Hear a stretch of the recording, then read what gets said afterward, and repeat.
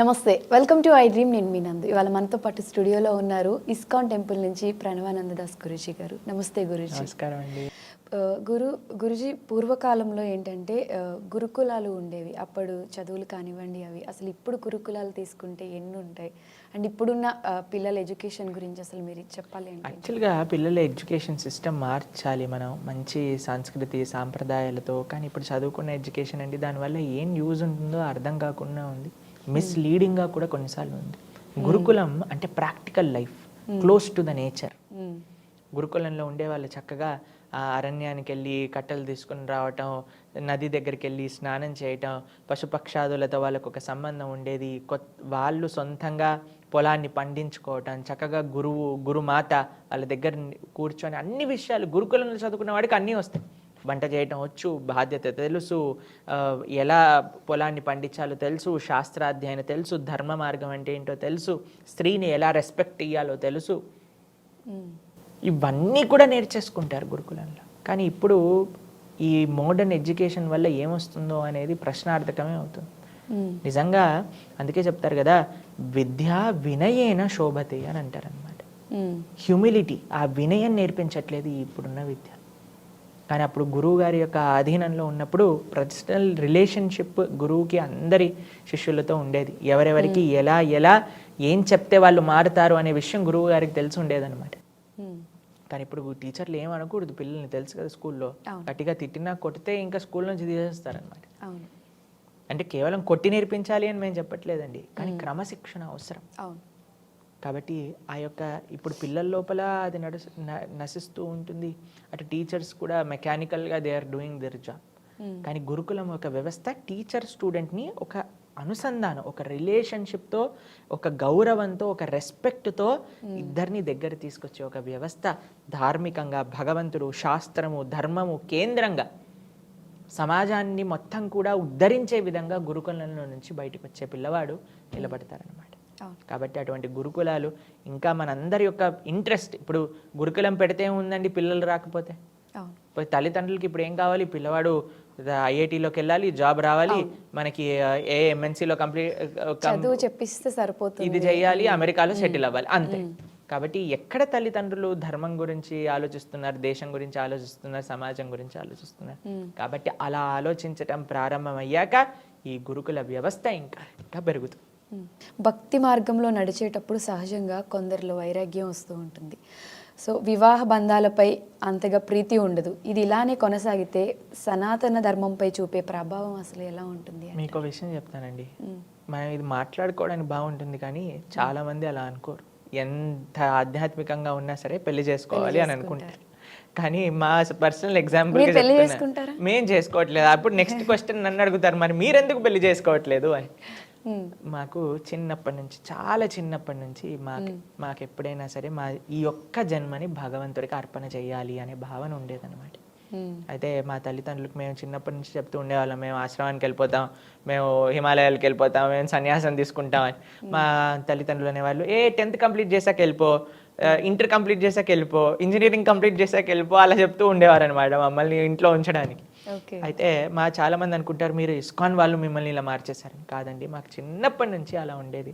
కానీ ఎప్పుడైతే మేము ఇంజనీరింగ్ చదివేసి నా బాధ్యతలు అన్నీ చేసేసామో, మా తల్లిదండ్రులకు చెప్పాము మేము వెళ్ళిపోతున్నాం అంటే, వాళ్ళు కూడా వాళ్ళ యొక్క పూర్తి అనుగ్రహాన్ని ఇచ్చారు. వాళ్ళు ఇప్పుడు they are very proud parents. వాళ్ళు ఏమంటారో తెలుసా? ఎవరు వచ్చి అయ్యా మీకు బాధ ఏదా అంటే, ఎందుకండి బాధ, భగవంతుడి యొక్క సేవ చేస్తున్నారు, సమాజాన్ని సేవ చేస్తున్నారు, ఇంతమందికి మంచిగా ధర్మ మార్గంలో నడిపిస్తున్నారు, కాబట్టి మాకేం బాధ లేదు అని అంటారు. కాబట్టి వాళ్ళ యొక్క అనుగ్రహం పరిపూర్ణంగా ఉంది. కాబట్టి మేము ఇంకా కాషాయ వస్త్రాన్ని కూడా త్వరలో ధరించబోతున్నాం అనమాట. త్వరలో మా అమ్మ నాన్నగారి అనుగ్రహం పూర్తిగా ఉంది. మా నాన్నగారు అన్నారనమాట, ఎప్పుడు నువ్వు కాషాయ వస్త్రాన్ని ధరిస్తావు, ఎన్ని రోజులు వైట్లో ఉంటావు అని అడుగుతున్నారనమాట. బేసిక్గా ఇంత చిన్న ఏజ్ లో పెళ్ళి ఎప్పుడు చేసుకుంటావు అని అడుగుతారు చాలా మంది పేరెంట్స్ అంటారు. కానీ మా నాన్నగారు అమ్మగారు మేము చేసే సేవ, వాళ్ళ యొక్క అనుగ్రహం, వాళ్ళ పూర్తి ఆశీస్సులు ఉన్నాయి కాబట్టి మేము ఈ విధంగా సేవ చేయగలుగుతాం. లేకపోతే నేను కూడా ఈ సమయానికి ఆఫీస్లో ఉండి పనిచేస్తూ ఉండేవాడినేమో. కానీ ఇంత చిన్న ఏజ్లో అసలు మీలా ఆలోచించడం అనేది నేను లాస్ట్ వీడియోలో కూడా చెప్పాను. అసలు చాలా అప్రిషియేట్ చేయొచ్చు మిమ్మల్ని. అంతే, భగవత్ అనుగ్రహం, ఆచార్యులు గురువుల యొక్క అనుగ్రహం, మా తల్లిదండ్రుల యొక్క అనుగ్రహం.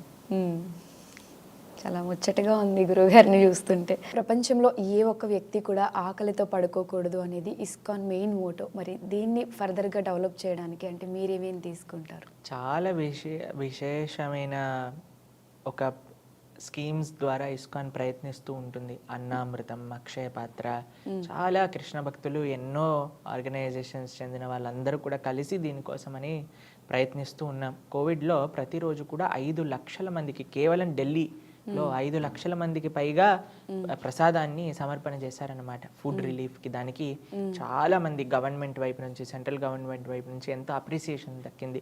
అన్నామృత ఫౌండేషన్ ద్వారా మహారాష్ట్రలో ఇంకా మిగతా ప్లేసెస్లో ఎంతోమంది గవర్నమెంట్ స్కూళ్ళల్లో ప్రతిరోజు మధ్యాహ్నం పూట వాళ్ళు హాయిగా భగవంతుడి యొక్క ప్రసాదాన్ని చక్కగా స్వీకరిస్తూ ఉన్నారనమాట.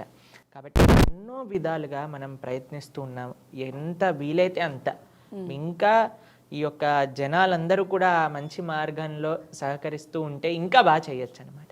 కాబట్టి ప్రణాళికలు చాలా ఉన్నాయి. ఎక్కడ కూడా ఎవ్వరికి కూడా ఇబ్బంది కలగకుండా అందరూ కూడా మంచిగా ఆ భగవంతుడి యొక్క అన్నం అని అంటే భగవత్ ప్రసాదమే కదండి. కాబట్టి అదంతా కూడా చక్కగా స్వీకరించి హాయిగా చదువుకోవాలి, పడుకోవాలి, చక్కగా ఆరోగ్యాన్ని ఉంచుకోవాలి అని మా సంకల్పం అయితే ఉంది. చాలా ప్రోగ్రామ్స్ ద్వారా, స్కీమ్స్ ద్వారా, టెంపుల్ ఫుడ్ రిలీఫ్ ఫండ్స్ ద్వారా, టెంపుల్ ప్రసాదం డిస్ట్రిబ్యూషన్ ద్వారా, అన్నామృత, అక్షయ పాత్ర, ఎన్నో ప్రోగ్రామ్స్ ఉన్నాయి చెప్పాలి అని అనుకుంటే. ప్రపంచవ్యాప్తంగా ఆ యొక్క సాత్వికమైన ఆహారాన్ని డిస్ట్రిబ్యూట్ చేస్తూ ఉన్నారు. అందరూ కలిస్తే ఇంకా బాగా చేయొచ్చు, ఇంకా ఎక్కువగా చేయొచ్చు అంట. భక్తి మార్గంలో నడిచేటప్పుడు సహజంగా కొందరిలో వైరాగ్యం వస్తూ ఉంటుంది. సో వివాహ బంధాలపై అంతగా ప్రీతి ఉండదు. ఇది ఇలానే కొనసాగితే సనాతన ధర్మంపై చూపే ప్రభావం అసలు ఎలా ఉంటుంది? మీకు విషయం చెప్తానండి. మనం ఇది మాట్లాడుకోవడానికి బాగుంటుంది కానీ చాలా మంది అలా అనుకోరు. ఎంత ఆధ్యాత్మికంగా ఉన్నా సరే పెళ్లి చేసుకోవాలి అని అనుకుంటారు. కానీ మా పర్సనల్ ఎగ్జాంపుల్ మేము చేసుకోవట్లేదు. అప్పుడు నెక్స్ట్ క్వశ్చన్ నన్ను అడుగుతారు, మరి మీరెందుకు పెళ్లి చేసుకోవట్లేదు అని. మాకు చిన్నప్పటి నుంచి, చాలా చిన్నప్పటి నుంచి మాకు ఎప్పుడైనా సరే ఈ ఒక్క జన్మని భగవంతుడికి అర్పణ చేయాలి అనే భావన ఉండేదన్నమాట.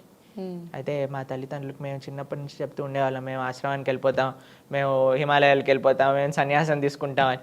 మా తల్లిదండ్రులు అనేవాళ్ళు, 10th కంప్లీట్ చేశాక వెళ్ళిపో, ఇంటర్ కంప్లీట్ చేశాక వెళ్ళిపో, ఇంజనీరింగ్ కంప్లీట్ చేశాక వెళ్ళిపో, అలా చెప్తూ ఉండేవారు అనమాట మమ్మల్ని ఇంట్లో ఉంచడానికి. అయితే చాలా మంది అనుకుంటారు మీరు ఇస్కాన్ వాళ్ళు మిమ్మల్ని ఇలా మార్చేశారని. కాదండి, మాకు చిన్నప్పటి నుంచి అలా ఉండేది. కానీ ఎప్పుడైతే మేము ఇంజనీరింగ్ చదివేసి నా బాధ్యతలు అన్నీ చేసేసామో, మా తల్లిదండ్రులకు చెప్పాము మేము వెళ్ళిపోతున్నాం అంటే, వాళ్ళు కూడా వాళ్ళ యొక్క పూర్తి అనుగ్రహాన్ని ఇచ్చారు. వాళ్ళు ఇప్పుడు they are very proud parents. వాళ్ళు ఏమంటారో తెలుసా, ఎవరు వచ్చి అయ్యా మీకు బాధ ఏదా అంటే, ఎందుకండి బాధ, భగవంతుడి యొక్క సేవ చేస్తున్నారు, సమాజాన్ని సేవ చేస్తున్నారు, ఇంతమందికి మంచిగా ధర్మ మార్గంలో నడిపిస్తున్నారు, కాబట్టి మాకేం బాధ లేదు అని అంటారు. కాబట్టి వాళ్ళ యొక్క అనుగ్రహం పరిపూర్ణంగా ఉంది. కాబట్టి మేము ఇంకా కాషాయ వస్త్రాన్ని కూడా త్వరలో ధరించబోతున్నాం అనమాట. త్వరలో మా అమ్మ నాన్నగారి అనుగ్రహం పూర్తిగా ఉంది. మా నాన్నగారు అన్నారనమాట, ఎప్పుడు నువ్వు కాషాయ వస్త్రాన్ని ధరిస్తావు, ఎన్ని రోజులు వైట్ లో ఉంటావు అని అడుగుతున్నారనమాట. బేసిక్గా ఇంత చిన్న ఏజ్ లో పెళ్ళి ఎప్పుడు చేసుకుంటావు అని అడుగుతారు చాలా మంది పేరెంట్స్ అంటారు. కానీ మా నాన్నగారు అమ్మగారు మేము చేసే సేవ, వాళ్ళ యొక్క అనుగ్రహం, వాళ్ళ పూర్తి ఆశీస్సులు ఉన్నాయి కాబట్టి మేము ఈ విధంగా సేవ చేయగలుగుతాం. లేకపోతే నేను కూడా ఈ సమయానికి ఆఫీస్లో ఉండి పనిచేస్తూ ఉండేవాడినేమో. చాలా మంది నేను దేవుణ్ణి నమ్మను, ప్రకృతిని మాత్రమే నమ్ముతాను అని కొంతమంది ఉంటారు. అటువంటి వాళ్ళకి అసలు మీరు ఏం సమాధానం? ప్రకృతి ఎవరిచ్చారండి, మీరు తయారు చేసుకున్నారా? దేవుడిచ్చిందే కదా. మరి దేవుడిచ్చిన ప్రకృతియే ఇంత మంచి చేస్తున్నప్పుడు, ఇప్పుడు చూడండి మనకు ఒక చాక్లెట్ ఇస్తారు ఎవరైనా, ఏం చేస్తాం మనం వెంటనే థ్యాంక్ యూ అని అంట, అంతేనా? మరి ఇంత చక్కటి ప్రకృతిని మనకిచ్చిన స్వామిని మర్చిపోతారు. చాలా మంది ఏమంటారు తెలుసా, మాకు అమ్మ నాన్నే దైవము అని అంటారు. మరి అమ్మ నాన్నల్ని ఇచ్చిన వాడు ఎంత గొప్పవాడు? ప్రకృతి గొప్పది, ప్రకృతిని ఇచ్చిన వాడు ఎంత గొప్పవాడు? నీ శరీరం గొప్పది, నీ జీవితం గొప్పది, జీవితాన్ని ఇచ్చిన వాడు ఎంత గొప్పవాడు? కాబట్టి స్వామిని గుర్తించకుండా కేవలం ఒకటే దగ్గర ఆపేసాం అనుకోండి, that is not complete faith. సరే ప్రకృతిని నమ్ము, పర్వాలేదు, కానీ ప్రకృతిని ఇచ్చినవాడు ఆయన ఇంకెంత గొప్పవాడు. ఇప్పుడు చూడండి, మనం ఒక పెయింటింగ్ చూసామనుకోండి, వెంటనే అబ్బా ఎంత బాగా పెయింటింగ్ వేశాడండి. ఎవరైనా మేము మొన్న నడుస్తూ ఉన్నప్పుడు ఒక ముగ్గు చూసామన్నమాట. ముగ్గు చూస్తున్నప్పుడు మా పక్కన ఉన్న వాళ్ళు అన్నారు, ఎంత బాగా వేశారు, అసలు ఎంత స్కిల్. ఏదన్నా సుందరమైన వస్తువుని చూడంగానే మనకేమనిపిస్తుందండి, ఎవరు దీన్ని తయారు చేసిన వాళ్ళు. లేదా ఇంట్లో ఎవరైనా మనం ఎవరైనా స్వీట్ తిన్నాం అనుకోండి, గులాబ్ జామున్, అమ్మా ఎవరు చేశారమ్మా అడుగుతామా లేదా? ప్రతిదాన్ని కూడా ఏది గొప్పతనం ఉందో, ఎక్కడైతే మాధుర్యం ఉందో, ఎక్కడైతే అందం ఉందో వెంటనే ఎవరు దీన్ని సృష్టించిన వ్యక్తి అని అడుగుతారు. ఈ సౌందర్యమైన ఈ ప్రకృతిని చూసినప్పుడు, ఎంత అద్భుతమైన ఈ ప్రకృతిని చూసినప్పుడు మనకి వచ్చే క్వశ్చన్ ఏంటి? ఎవరు ఈ ప్రకృతిని తయారు చేస్తారు? అదే భగవంతుడు. ఆ భగవంతుని ఆశ్రయించటమే నిజమైన ప్రకృతి యొక్క ఆరాధన. ఎవరైతే భగవంతుని ఆశ్రయిస్తారో వాళ్ళు ప్రకృతిలో ఏ జీవరాశిని కూడా ఇబ్బంది పెట్టాలి అని అనుకోరు. ప్రకృతిని నాశనం చెయ్యాలి అనే బుద్ధి భగవద్భక్తులలో ఉండదన్నమాట. కాబట్టి అందుకే మన శాస్త్రం complete wholesome way of respecting ప్రకృతి ఈజ్ రెస్పెక్టింగ్ గాడ్. ఆ విధంగా ఉపదేశం చేశారు. థ్యాంక్ యూ సో మచ్ అండి. హరే కృష్ణ.